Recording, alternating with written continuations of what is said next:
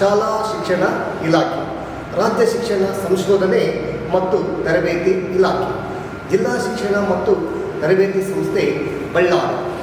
ಪ್ರಸ್ತುತಿ ಕೊಟ್ರೇಶ್ ಮಾಳಿಗೆ, ಸರ್ಕಾರಿ ಪ್ರೌಢಶಾಲೆ ಬ್ಯಾಸಗಿದ್ದೇರಿ, ಹಗರಿಬೊಮ್ಮನಹಳ್ಳಿ ತಾಲೂಕು, ವಿಜಯನಗರ ಜಿಲ್ಲೆ. ಮುದ್ದು ಮಕ್ಕಳೇ, ಈ ದಿನ ನಾವು ಪರಿಸರ ಅಧ್ಯಯನ 5ನೇ ತರಗತಿಯ ಭಾಗ 2ರ ಒಂದು ಘಟಕವನ್ನು ತೆಗೆದುಕೊಳ್ಳೋಣ. ಪಾಠದ ಶೀರ್ಷಿಕೆ ನಮ್ಮ ಭಾರತ, ರಾಜಕೀಯ ಮತ್ತು ಸಾಂಸ್ಕೃತಿಕ. ಅಧ್ಯಾಯ 16. ಈ ಪಾಠದ ಬಗ್ಗೆ ನಾವು ಈ ದಿನ ತಿಳಿದುಕೊಳ್ಳೋಣ. ಮಕ್ಕಳೇ, ನಮ್ಮ ಭಾರತ ದೇಶವು ತನ್ನದೇ ಆದ ಭೌಗೋಳಿಕ, ಐತಿಹಾಸಿಕ, ರಾಜಕೀಯ ಮತ್ತು ಸಾಂಸ್ಕೃತಿಕ ಹಿನ್ನೆಲೆಯನ್ನು ಹೊಂದಿದೆ. ಭಾರತ ಭವ್ಯ ಪರಂಪರೆಯುಳ್ಳ ದೇಶವಾಗಿದೆ. ಭಾರತವು ಶತಮಾನಗಳಷ್ಟು ಕಾಲ ಪರಕೀಯರ ಆಡಳಿತಕ್ಕೆ ಒಳಗಾಗಿತ್ತು.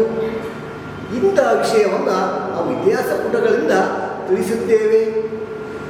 ಭಾರತಕ್ಕೆ ಬಂದಂಥ ಯುರೋಪಿಯನ್ನರಲ್ಲಿ ಪೋರ್ಚುಗೀಸರಾಗಿರ್ಬೋದು, ಡಚ್ಚರಾಗಿರ್ಬೋದು, ಫ್ರೆಂಚರಾಗಿರ್ಬೋದು, ಬ್ರಿಟಿಷರಾಗಿರ್ಬೋದು, ಇವರು ಕೇವಲ ವ್ಯಾಪಾರಕ್ಕಾಗಿ ಬಂದಂಥವರು. ಆದರೆ ಇವರು ಮಾಡಿದ್ದಾದರೆ ಏನು? ನಮ್ಮ ದೇಶವನ್ನು ರಾಜಕೀಯ ಕಪಿಮುಷ್ಟಿಗೆ ತಳ್ಳಿದರು. ಬ್ರಿಟಿಷರು ಅವರೆಲ್ಲರನ್ನೂ ಬದಿಗೊತ್ತಿ ಭಾರತದಲ್ಲಿ ಸುಮಾರು 200 ವರ್ಷಗಳವರೆಗೆ ಭಾರತವನ್ನಾಳಿದರು.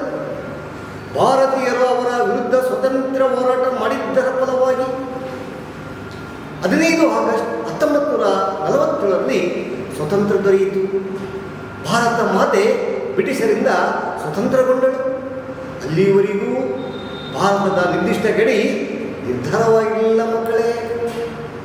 ಸ್ವತಂತ್ರ ತರುವಾಯ ನಿರ್ದಿಷ್ಟ ಗಡಿ ನಮಗೆ ದೊರೆತಿದೆ. ಭಾರತದಲ್ಲಿ ಹಲವಾರು ಧರ್ಮಗಳು, ಅಂದರೆ ಕ್ರೈಸ್ತ, ಹಿಂದೂ, ಮುಸ್ಲಿಮ, ಜೊರಾಸ್ಟ್ರಿಯ, ಹೀಗೆ ಹಲವಾರು ಧರ್ಮಗಳು, ಜೊತೆಗೆ ಅನೇಕ ಜಾತಿಗಳು, ಭಾಷೆಯ ವೈವಿಧ್ಯಗಳಿದ್ದರೂ ನಾವಿಂದು ಭಾರತದ ಒಕ್ಕೂಟ ವ್ಯವಸ್ಥೆಯಲ್ಲಿ ಒಟ್ಟಿಗೆ ಬದುಕುತ್ತಿದ್ದೇವೆ. ಇದುವೇ ನಮ್ಮ ಭಾರತ ಎಂದು ಹೆಮ್ಮೆಯಿಂದ ಹೇಳೋಣವೇ ಮಕ್ಕಳೇ, ಈ ಪಾಠ ಕಲಿತ ನಂತರ ನೀವು ಏನನ್ನು ತಿಳಿದುಕೊಳ್ತೀರಿ ಗೊತ್ತಾ? ಪ್ರಪಂಚದಲ್ಲಿ ಭಾರತದ ಭೌಗೋಳಿಕ ಸ್ಥಾನದ ಬಗ್ಗೆ ನೀವು ತಿಳಿಯುತ್ತೀರಿ.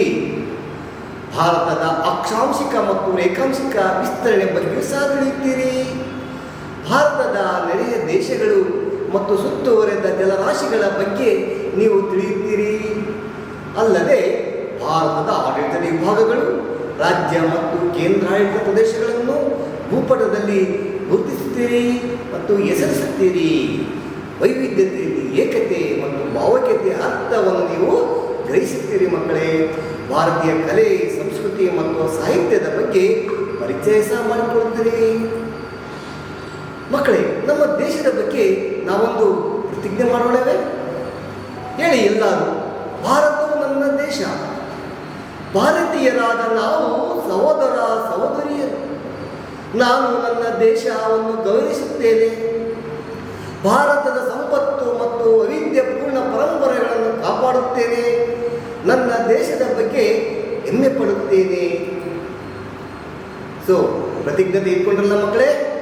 ಈಗ ನಮ್ಮ ಭಾರತ ಸ್ಥಾನ ಎಲ್ಲಿದೆ, ಪ್ರಪಂಚದ ಯಾವ ಭಾಗದಲ್ಲಿದೆ, ಯಾವ ಖಂಡದಲ್ಲಿದೆ ಎನ್ನುವುದನ್ನು ನಾವು ತಿಳ್ಕೊಳ್ಳೋಣ. ಹಾಗಾದರೆ ನೀವು ಈಗ ತೋರಿಸುವ ಭೂಪಟವನ್ನು ನೀವು ಗಮನಿಸಿಕೊಳ್ಳಿ. ಭೂಪಟ ಬಂತು ಮಕ್ಕಳೇ, ನೋಡಿ, ಬಿಳಿ ಬಣ್ಣದಲ್ಲಿದೆಯಲ್ಲ, ಅದು ನಮ್ಮ ಏಷ್ಯಾ ಖಂಡ. ಅಲ್ಲಿ ಕೆಂಪು ಬಣ್ಣದ ಒಂದು ನಕಾಶೆ ಇದೆಯಲ್ಲ, ಅದುವೇ ನಮ್ಮ ಭಾರತ. ಊಹಿಸಿ ಮಕ್ಕಳೇ, ಭಾರತ ಯಾವ ಭಾಗದಲ್ಲಿದೆ ಏಷ್ಯಾ ಖಂಡದಲ್ಲಿ? ಯೋಚಿಸಿ. ಓಕೆ, ನೀವು ಯೋಚಿಸುತ್ತೆ ಹೋಗ್ತೀರಾ, ಸರಿ ಇದೆ ಅಂತ ಗಮನಿಸೋಣವೇ? ಭಾರತವು ಪ್ರಪಂಚದಲ್ಲಿ ಅತಿ ದೊಡ್ಡ ಖಂಡವಾಗಿರುವ ಏಷ್ಯಾ ಖಂಡದ ದಕ್ಷಿಣ ಭಾಗದಲ್ಲಿದೆ.